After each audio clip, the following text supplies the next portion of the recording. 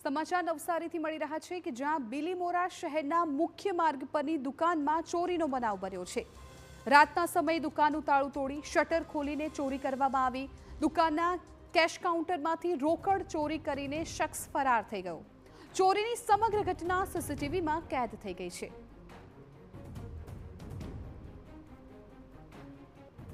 તો સીસીટીવીમાં જોઈ શકાય છે કે રાત્રે 2:45 વાગ્યાની આસપાસ બિલીમોરા શહેરના મુખ્ય માર્ગ પર કશિશ લેડીઝ વેર નામની દુકાન બહાર શખ્સ બેઠેલો દેખાય છે, જે સાઇનબોર્ડની આડાશમાં રહીને પહેલા તો શટર પર લગાવેલું તાળું તોડે છે, પછી તે શટર ખોલીને દુકાનમાં ઘૂસીને હાથ સાફ કરે છે। શખ્સને સીસીટીવી કેમેરા લાગેલા છે, તેની જાણ હોવા છતાં તે બેફામ પોતાની કરતૂતને અંજામ આપે છે।